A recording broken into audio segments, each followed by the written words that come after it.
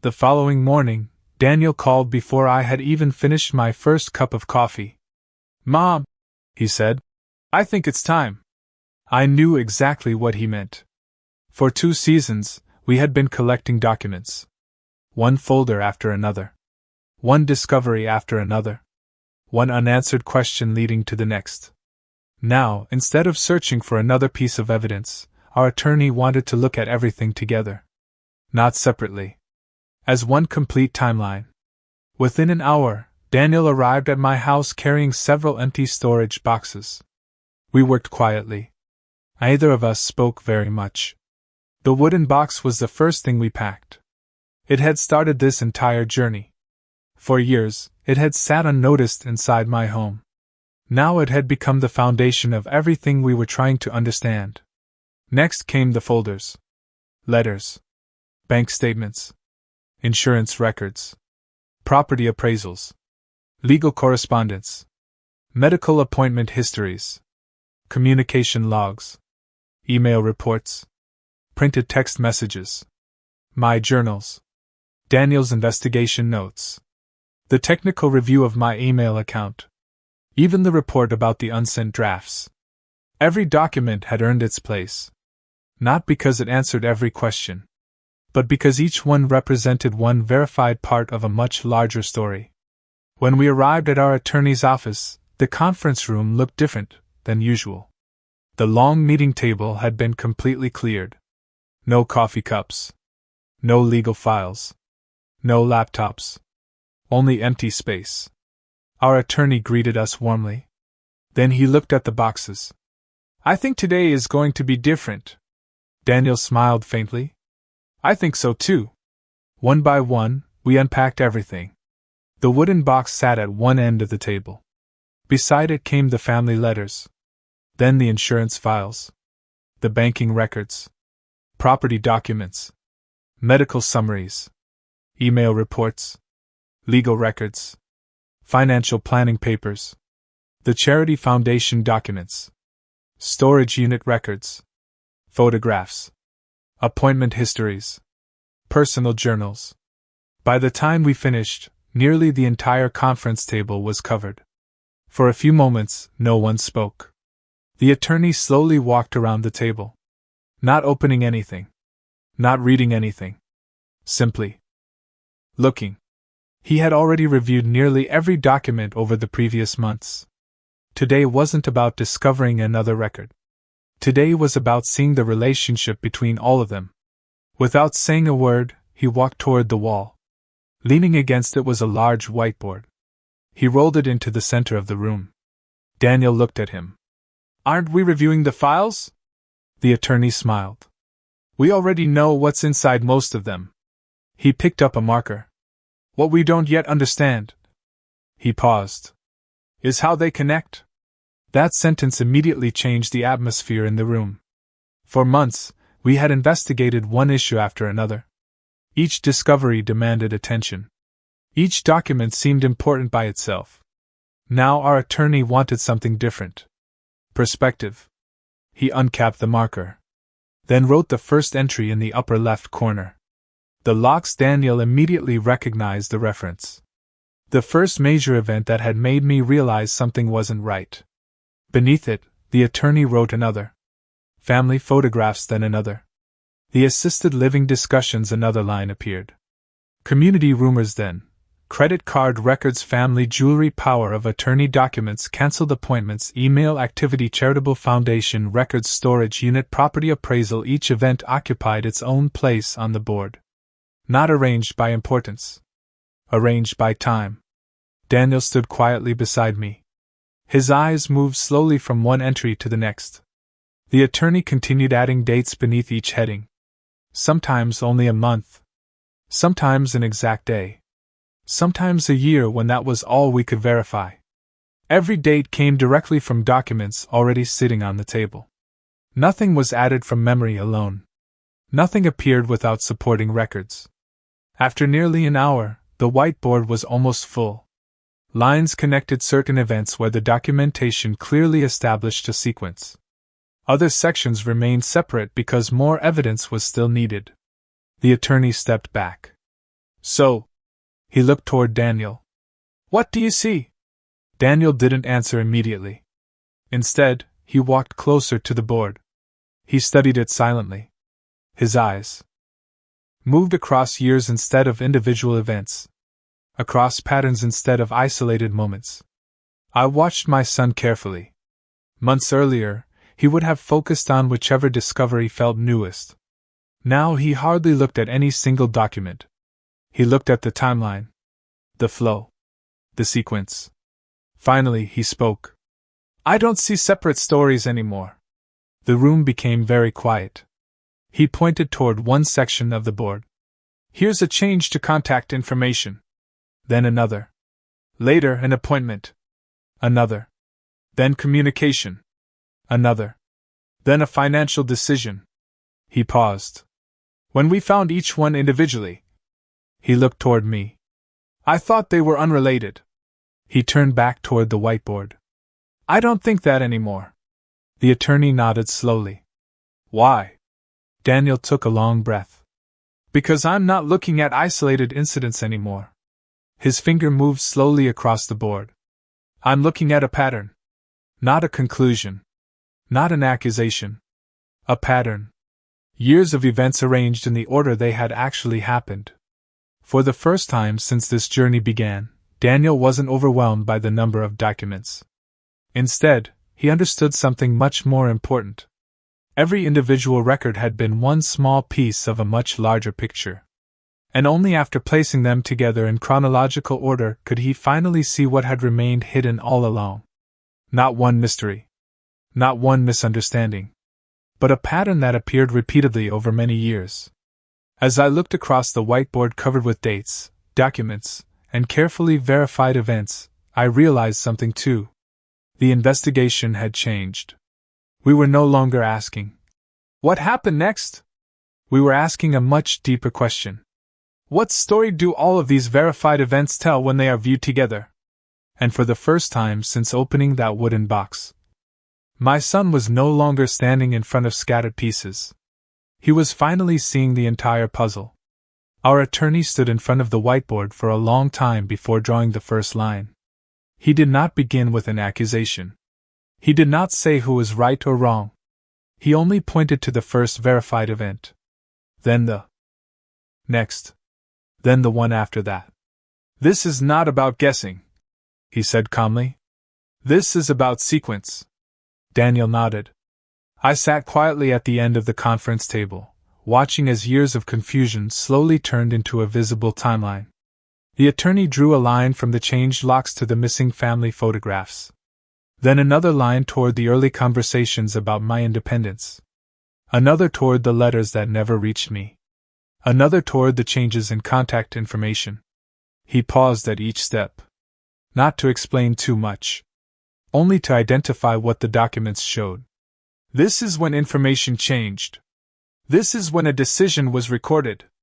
This is when Mrs. Anderson says she did not receive notice. This is when Daniel first heard an explanation from someone else. Daniel's face grew more serious with every line. He wasn't seeing one painful memory anymore. He was seeing movement. One event creating the conditions for the next. A missed letter led to a misunderstanding. A changed contact detail led to information going somewhere else. A cancelled appointment prevented a conversation. A rumor changed how people treated me. Each incident had once seemed small enough to explain away. But on the whiteboard, connected by dates and records, they no longer looked small. They looked like steps. Daniel walked closer to the board. He studied the line connecting the cancelled medical appointments to the later confusion about my health. Then he looked at the email records. Then the cancelled estate meetings. Then the financial plan. He didn't speak for a long time. Finally, he said quietly, I kept treating each event like it stood alone. The attorney waited. Daniel continued. But they didn't. He pointed to the board. One thing made the next thing easier to believe. That sentence stayed in the room. Because it was true. When people already believed I was forgetful, a cancelled appointment sounded normal.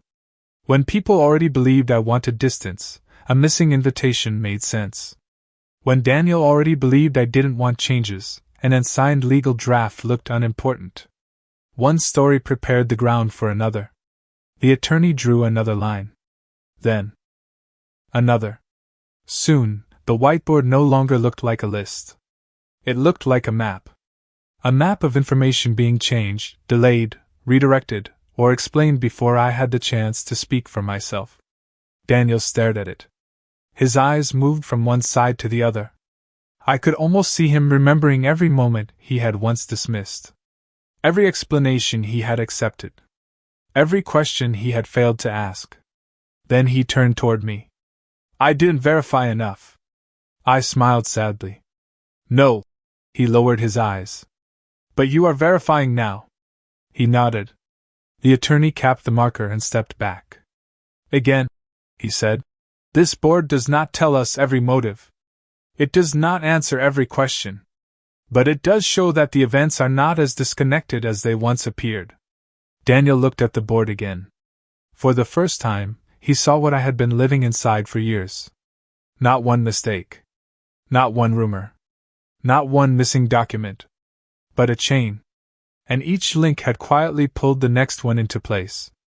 After months of meetings, phone calls, document requests, and careful reviews, our attorney finally completed the summary report. It was not dramatic. It was not emotional. It did not try to tell anyone what to feel. That was not its purpose. Its purpose was much simpler. To record what had been verified. To identify what still needed clarification. To place the events in order. And to show which information had never reached me when it should have. That afternoon, Daniel and I sat across from him in the conference room. The whiteboard still stood against the wall.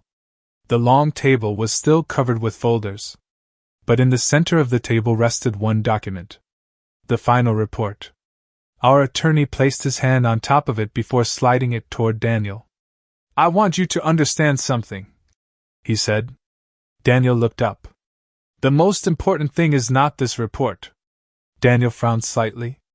It isn't? The attorney shook his head. No. He looked at the thick stack of pages. The important thing is that you are finally ready to read it. The room became quiet. Daniel understood what he meant. A year earlier, this report would not have changed him. He might have skimmed it. Explained it away. Looked for the easiest answer. Tried to protect the peace by avoiding the truth. But that Daniel no longer existed. The man sitting beside me now had learned to read slowly. To ask better questions. To separate facts from assumptions. To listen before deciding. He placed both hands on the report and opened the first page. No one interrupted him. The first section listed verified documents. The changed locks. The missing photographs. The letters. The bank records. The insurance file. The cancelled appointments. The email activity. The storage unit. The foundation records. The property valuation. The financial plan. Each item had dates. Sources. Notes. Nothing exaggerated. Nothing softened. Only records. Daniel turned the page. The next section listed unresolved questions. Who requested certain changes? Who used specific contact information? Who accessed certain accounts? Who prepared certain documents? The report did not pretend to know more than the evidence showed. That honesty made it stronger. Daniel kept reading. Slowly. Line by line. At times he stopped and closed his eyes. At other times he made notes in the margin. I watched him without speaking. This was not only a legal report. For Daniel, it was a record of the years he had misunderstood his own mother. When he reached the section titled Information Not Received by Mrs. Anderson, his hand stopped. He read that page longer than all the others. Letters I never saw. Appointments I never knew existed. Records that changed before I was told. Messages that never reached me directly. Decisions that appeared in my name before I had the chance to speak. Daniel swallowed hard. Then turned the page. He did not rush. He did not look away. And for the first time, I realized the report was doing exactly what the wooden box had always hoped someone would do. It was making the truth visible. Not loudly. Not cruelly. Clearly. When Daniel finally finished, he closed the report and rested his hand on the cover. For a long moment, he said nothing. Then he looked at me. "I'm ready now." I nodded softly. "I know." And I did.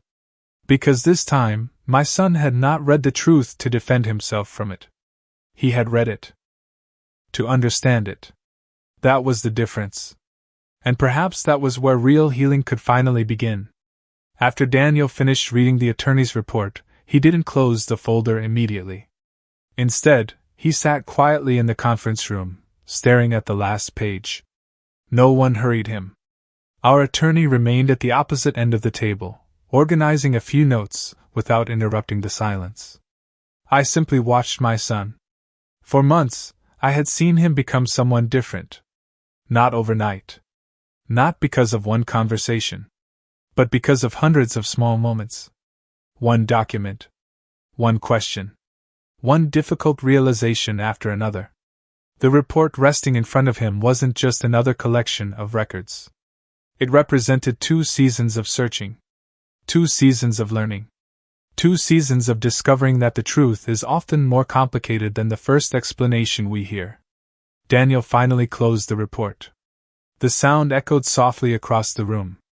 Then he looked at me. There was something different in his expression. He wasn't searching for another answer. He wasn't preparing another question about dates or documents. Instead, he asked something I had quietly hoped he would ask one day. "Mom." "Yes? How do you want all of this to end?" The room became completely still. It was a simple question. But it carried the weight of everything we had lived through. The cancelled appointments. The insurance records. The property files. The rumors. The storage unit. The charity documents. The financial planning proposal. The email account. The drafts folder. Every discovery seemed to be standing quietly behind Daniel's question. "How do you want this to end?" I didn't answer immediately. Not because I didn't know. Because I wanted to be certain my answer reflected what had been in my heart all along. I looked down at my hands. Then toward the wooden box sitting at the far end of the table. That little box had started everything. Not because it contained valuable papers. Because it contained memories someone believed were worth preserving. Finally, I looked back at my son. "I've thought about that many times." He waited patiently. "I don't want anyone to spend the rest of their life paying for the past." Daniel listened without speaking. I continued. "I don't wake up every morning hoping someone else will suffer." I smiled sadly. "That's never been my goal." He nodded slowly. "I know." I took another breath. "The past can't be changed." "No. It happened." "Yes. We've learned from it." Again, he nodded. "But punishment alone can't rebuild a family." The room remained quiet. Even our attorney stopped writing. No one interrupted. I continued speaking. "The thing I hope for," I paused, "is much smaller." Daniel frowned slightly. "Smaller?" I smiled. "Yes. I hope that beginning today." I looked directly into his eyes. "No one has to live inside something that isn't true." The words remained between us. Simple. Almost ordinary. Yet they felt heavier than anything else I had said that afternoon. Daniel lowered his eyes. I continued gently. "I don't want people repeating stories they never checked. I don't want decisions made because someone assumed instead of asking. I don't want silence to replace honest conversations." I smiled again. "I simply want people to tell the truth. Not the convenient truth. Not the partial truth. Not the version that protects someone's pride. Just the truth. Even when it's uncomfortable. Even when it forces difficult conversations. Even when it asks people to admit they misunderstood something." Daniel remained completely still. I could see him thinking. Perhaps remembering every moment during the past 2 seasons when he had accepted an explanation before asking another question. Perhaps remembering how often he had believed something simply because it sounded reasonable. Finally, he spoke. "That sounds simple." "It is," I answered. "But it's also very difficult." He smiled faintly. "Why?" "Because telling the truth isn't only about speaking," I replied. "It's also about listening." He looked at me. I continued. "Sometimes people tell us the truth, but we're not ready to hear it." He didn't argue. He knew exactly what I meant. Months earlier, I had tried to explain how confused and isolated I felt. He had listened, but he hadn't truly heard me. Not because he didn't love me, because he believed another version of events made more sense. Now he understood the difference. Listening is not the same as understanding. He slowly reached across the table and took my hand. "I'm sorry." His voice was barely above a whisper. I squeezed his hand gently. "I know. I'm sorry it took me so long. I know. I'm sorry I didn't ask more questions." Again I smiled. "I know." Neither of us needed a longer apology. His actions over the past several months had already spoken more loudly than any speech could. He had searched. He had listened. He had changed. Our attorney quietly closed his notebook.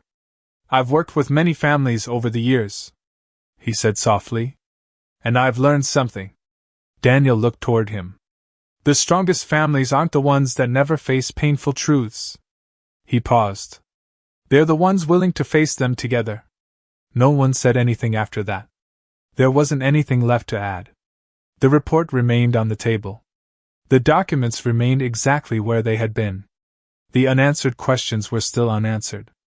But something important had changed. For the first time since this journey began, I wasn't hoping for another document, or another discovery, or another forgotten file. I was hoping for something much simpler. That from this day forward, the people I loved would speak honestly with one another. Would ask before assuming. Would verify before repeating. Would choose truth over convenience. Because the greatest gift a family can give each other isn't perfect agreement. It isn't perfect memory. It isn't even perfect forgiveness. It's creating a home where no one has to live inside a story that was never true. As Daniel and I left the attorney's office together, I realized that perhaps this had been the lesson hidden inside every document we had uncovered.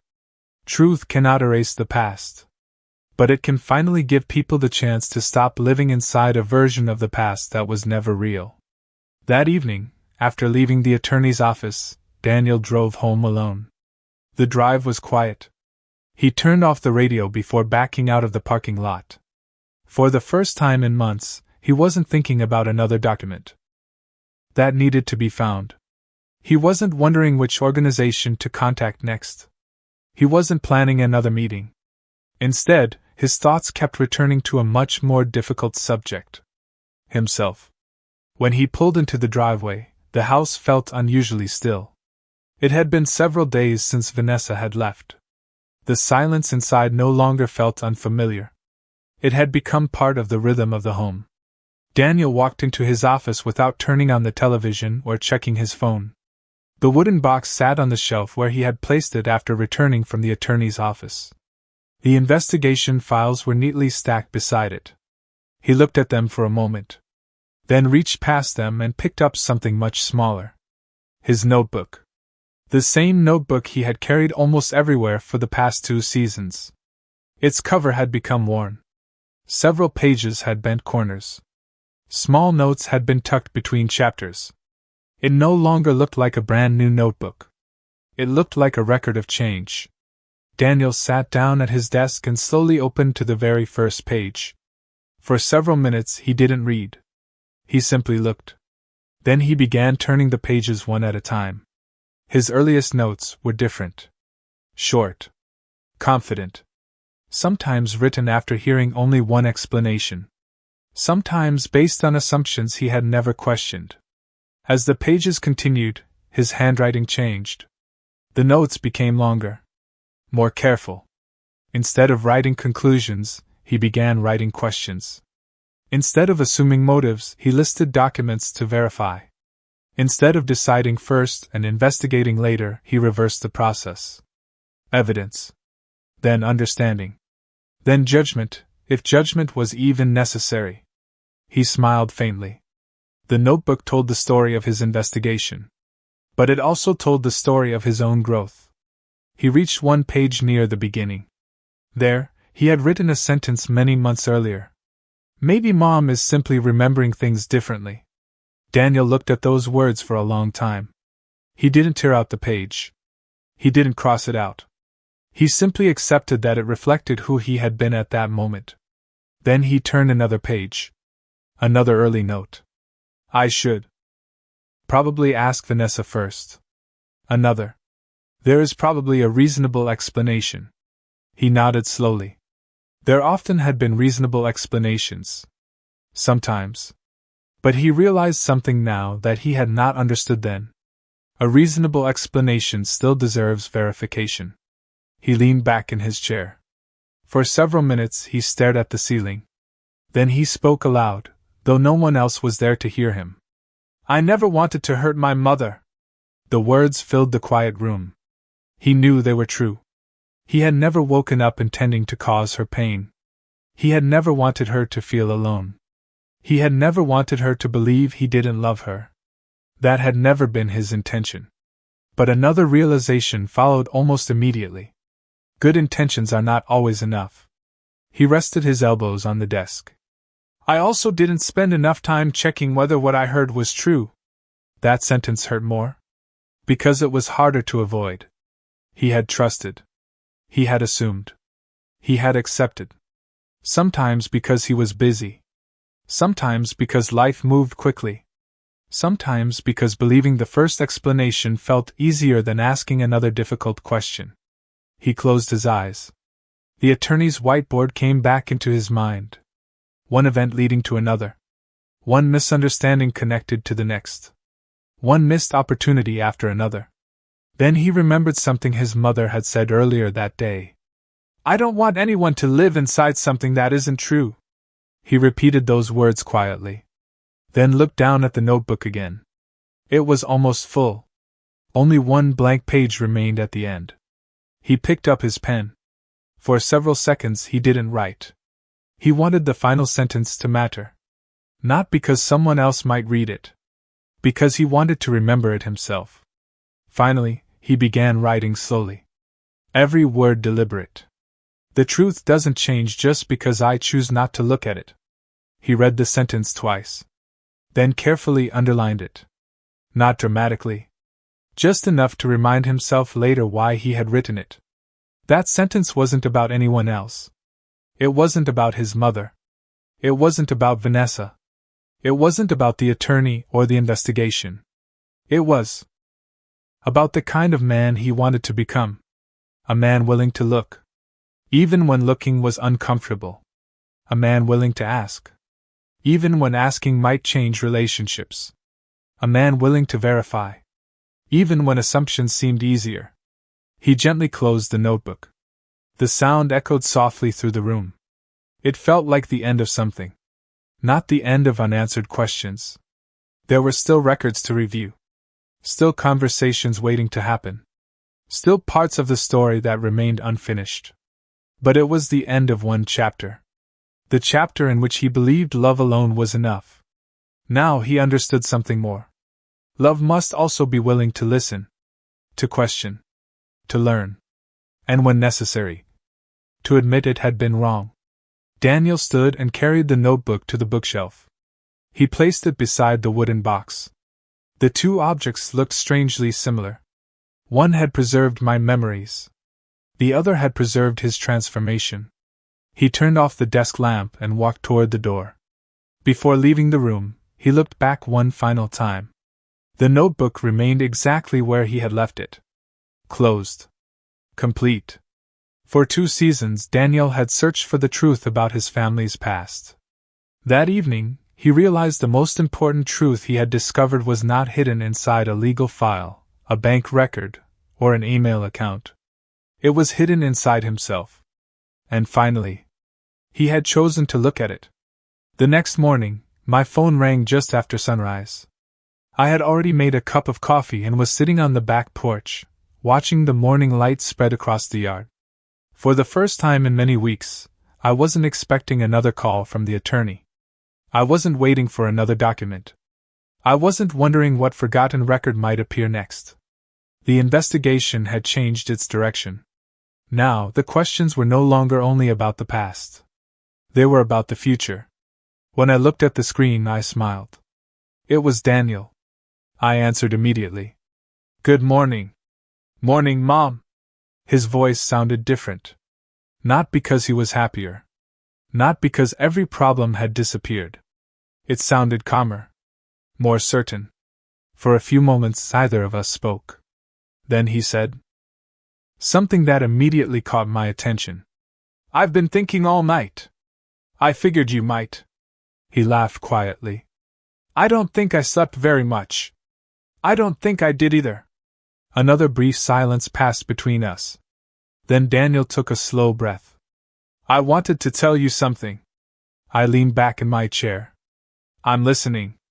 He didn't rush his words.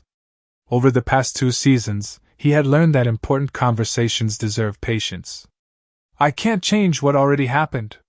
The sentence was simple. There was no self-pity in his voice. No attempt to defend himself. Just an honest acknowledgement of reality. "No," I answered softly. "None of us can." He continued. "I've thought about that a lot. I kept wishing I could go back.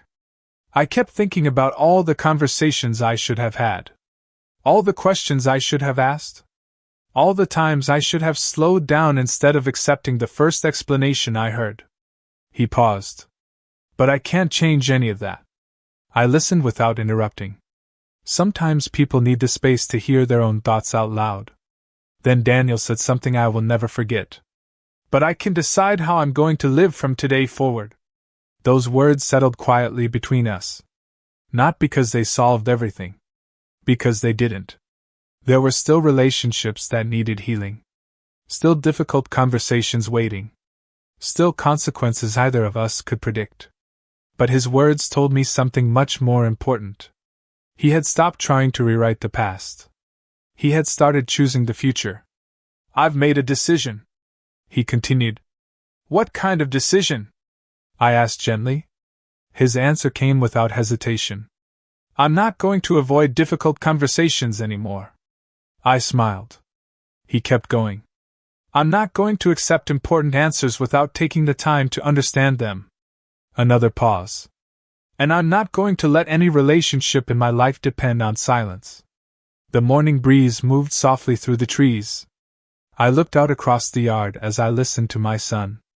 For years, Daniel believed peace meant avoiding conflict. Now he understood something different. Sometimes avoiding honest conversations creates a much deeper conflict. One that grows quietly over time. He continued speaking. "I don't want to spend the rest of my life wondering what I would have learned if I had simply asked one more question. I don't want to assume when I can verify. I don't want to hear one side of a story when I have the opportunity to hear directly from the people involved." His voice remained calm. There was no anger. No bitterness. Only conviction. Months ago, those words would have sounded unlike him. Now they sounded exactly like the man he had become. I remained quiet. Not because I had nothing to say. Because this moment didn't belong to me. It belonged to him. This wasn't my decision. It wasn't something I had asked him to promise. He had reached it on his own. After a few moments, Daniel asked, "Mom?" "Yes? Do you think I'm doing the right thing?" I smiled as I looked toward the old maple tree in my backyard.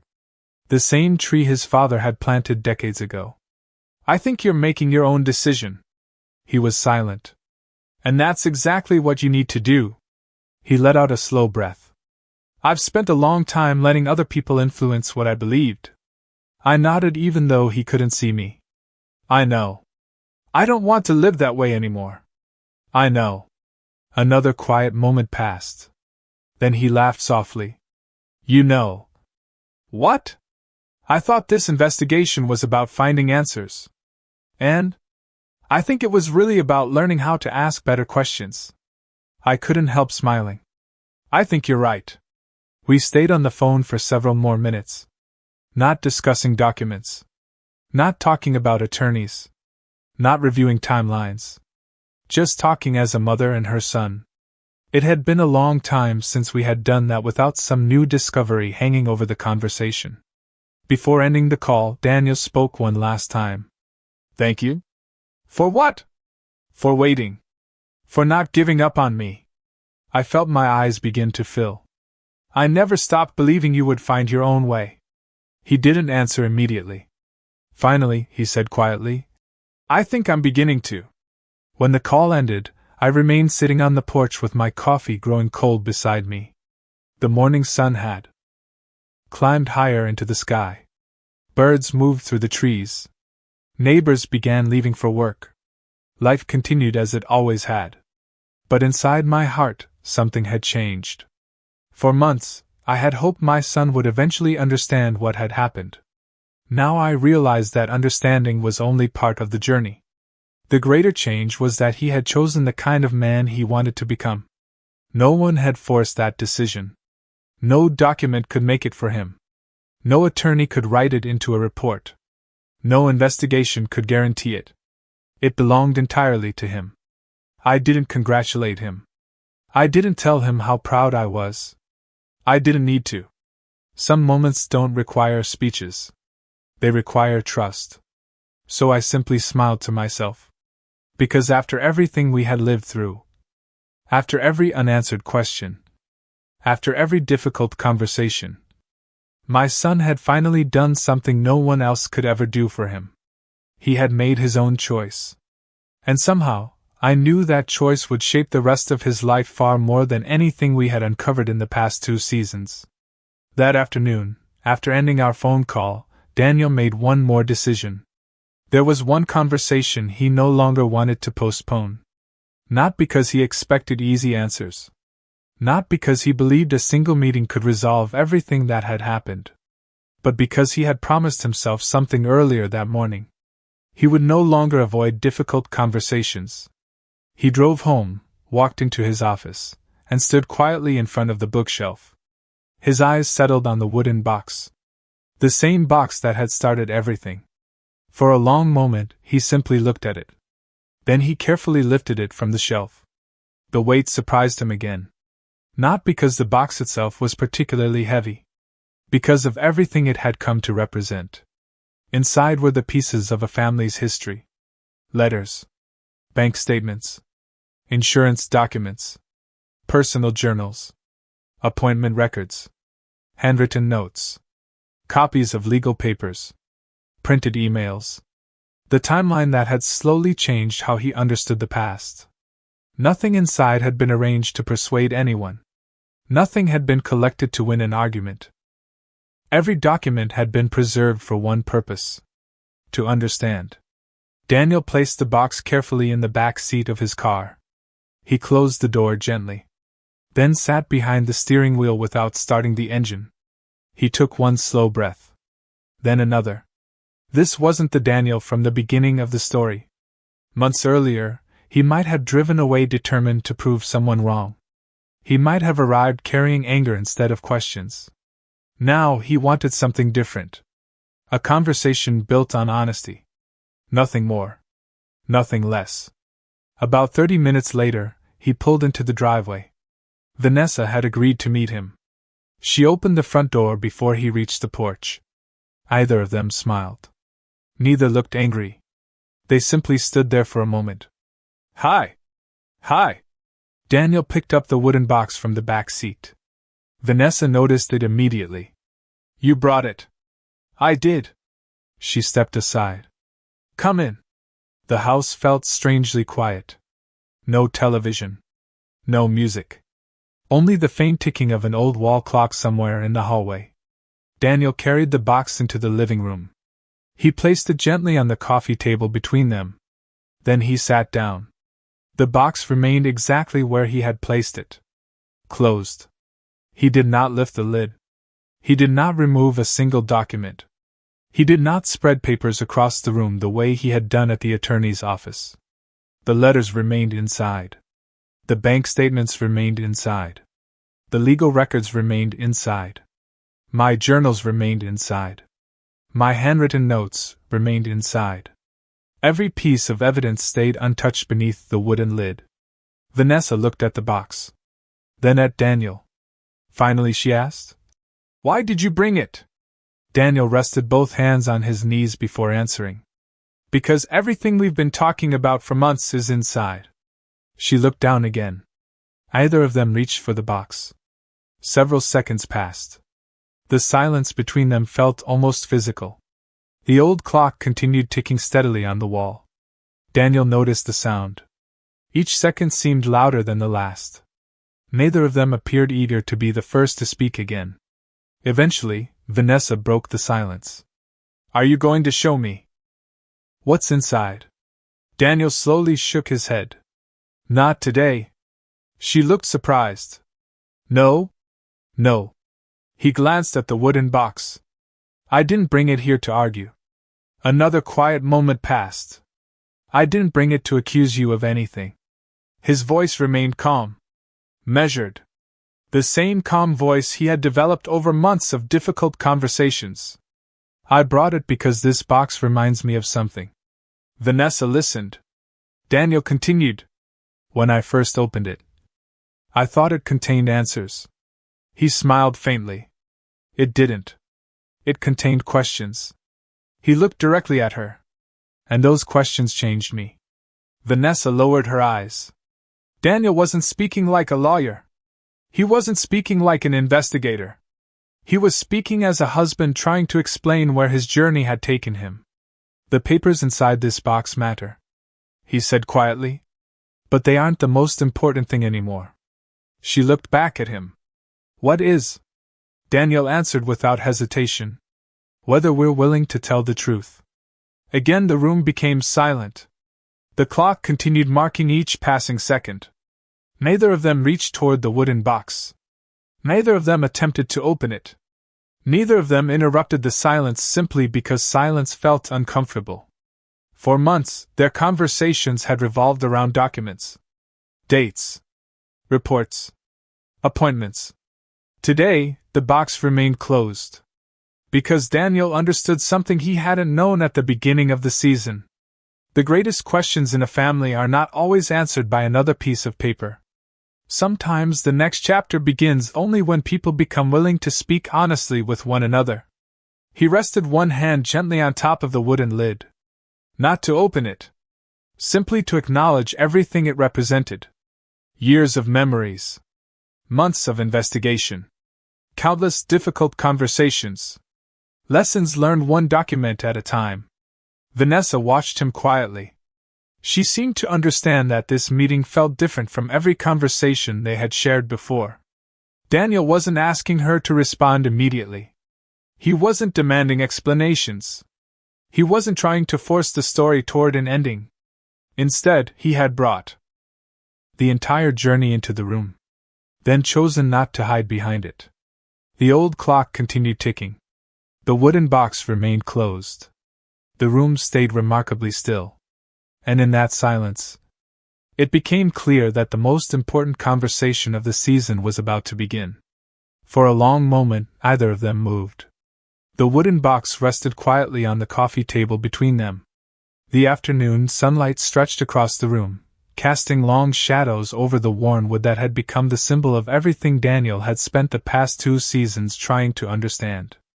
Inside the box were letters, bank statements, insurance records, personal journals, legal documents, appointment histories, printed emails, handwritten notes, months of careful investigation, months of difficult conversations, months of learning that every answer seemed to uncover another question.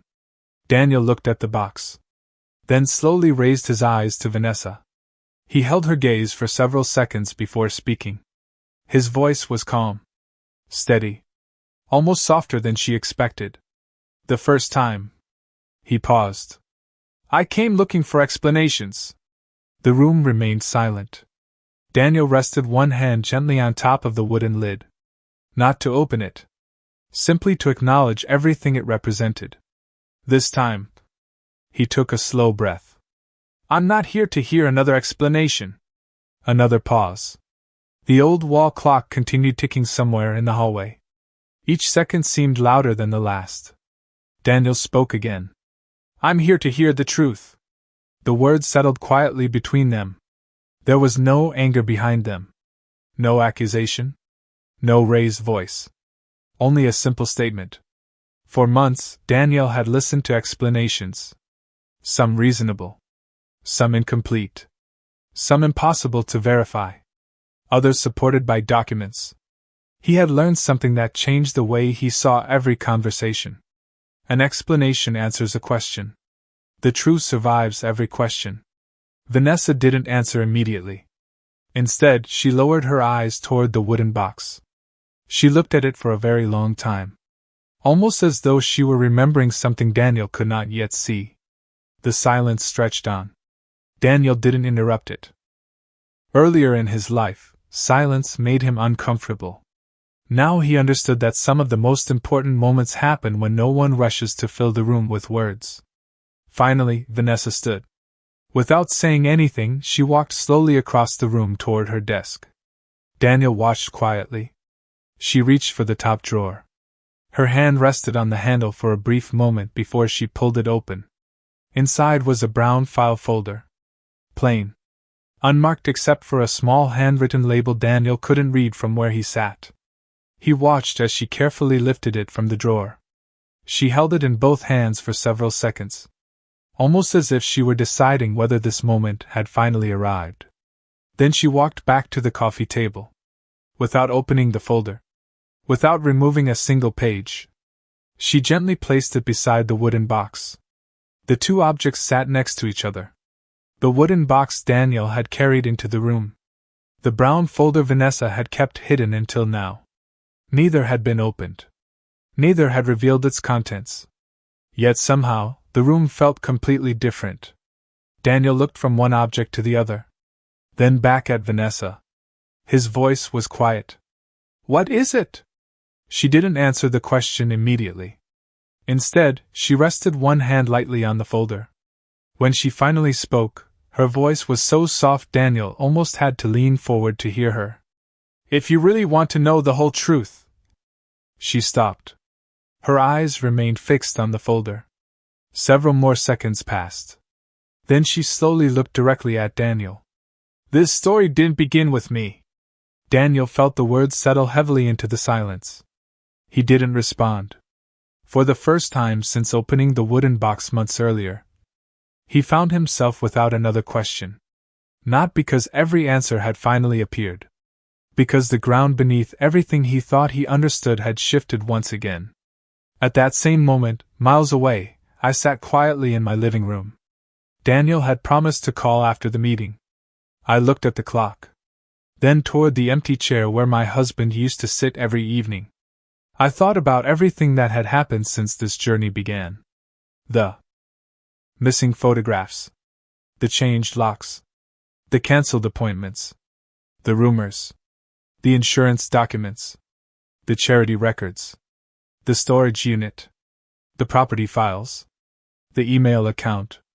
The unfinished drafts. Every discovery had seemed like another piece of the puzzle.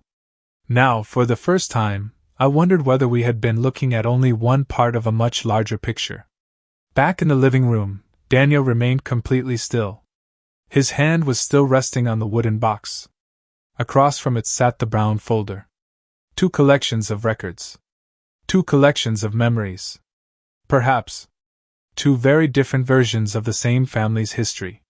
Vanessa finally broke the silence. I'm not asking you to believe anything today. She spoke carefully. I'm asking you to read everything before you decide what you think happened. Daniel slowly looked at the unopened folder. Then at the unopened wooden box. Months earlier, he would have reached for one of them immediately. Now he understood something that had taken him 2 full seasons to learn. No single document tells the whole story. No single voice owns the entire truth. Every record deserves to be examined. Every claim deserves to be verified. Every person deserves the chance to be heard. The old clock continued ticking. Neither the wooden box nor the brown folder was opened. Not yet. The room remained silent. But it was no longer the silence of uncertainty. It was the silence that comes just before another chapter begins. Season 2 had started with scattered questions. It ended with something far more important. Not certainty. Not victory. But the willingness to keep searching for the truth. Even when that truth might change everything everyone believed about the past.